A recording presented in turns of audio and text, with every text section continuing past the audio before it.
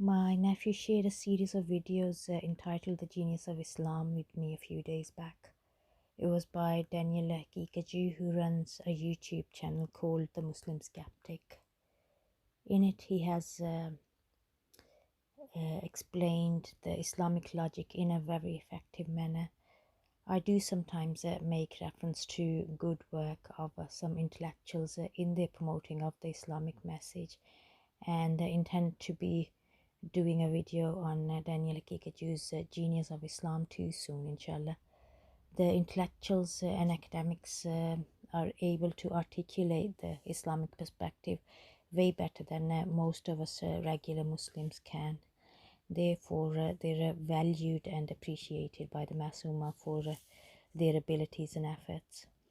However, intellectualism is just one aspect of spiritual wisdom. It is very possible for a person to become ignorant towards some essential aspects of their personal growth and spiritual stability, whilst being learned and competent. There's much more to spirituality than just education.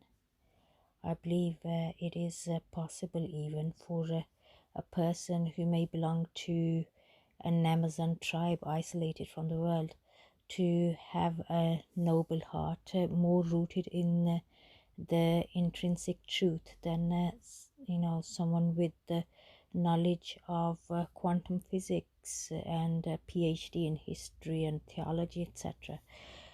I'm by no means devaluing education, but there is only so far that education can take us in terms of spirituality. There are so many other aspects of growth and progression that one needs to remain mindful of. Falling short impacts our character.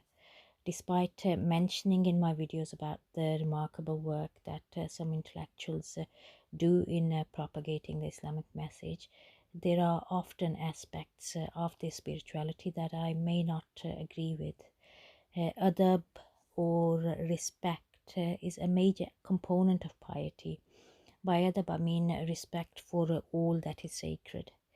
Adab has to be in the forefront of any spiritual work one commits to, and should be evident in both the tone and mannerism when dealing with any matter of faith. I have often found intellectual Muslims to fall short in that. By sharing good aspects of people's work from time to time, I'm by no means in agreement with them over every aspect of their approach to spirituality. Daniel Hakikaju's series, The Genius of Islam, is an amazing piece of work. He's articulated the message in a very clear and effective manner. But then in another video where he's debating a Christian, he makes reference to something blasphemous done in relation to Isa alayhi salatu Islam, Prophet Jesus alayhi salam, and BBG Maryam Salamullah alayha, by some people, probably atheists.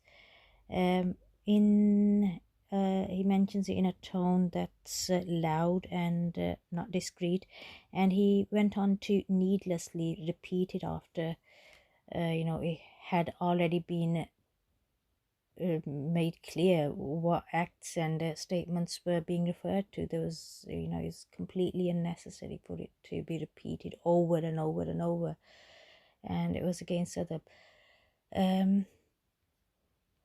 I also expressed adulation for the work of Muhammad Hijab in his defending of Islam, but then I do find his tone, words and language when speaking about Aisha radiallahu ta'ala anha's age and marriage in a debate that I once watched, I find it reprehensible.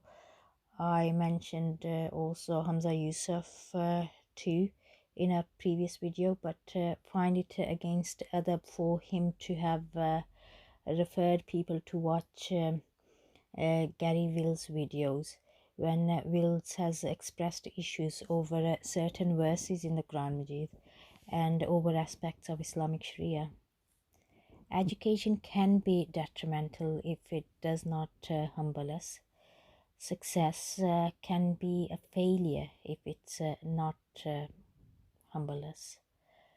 Progress may be regression if one's more conscious of uh, what would be allowed or expected of them in their social environment than about their being in the presence of God's majesty. I would strongly urge the academic Muslims to assert effort into protecting themselves against the ignorance that can come from intellectual arrogance. Adab is an essential component of love. When adab is compromised, so is love, and love is a core element of faith. Therefore, faith is not complete without adab. Please get your priorities in order. All intellect and knowledge can disappear in seconds with a knock in the head, whereas love and adab are rooted in the soul and stay with us beyond death. It is wiser to hold on to that which is permanent than to focus on what is temporary and fragile as your main priority. Not all of us regular Muslims are highly educated, as I mentioned, and intellectual, and we rely on the academic, educated, and intellectual class of Muslims who have influence to be our voice in the academic circles. It helps also if these intellectuals would represent the Ummah's core essential values too, and not just make the philosophical arguments in relation to Islam. All tawfiq is from God. A heart that seeks finds. May God guide and protect us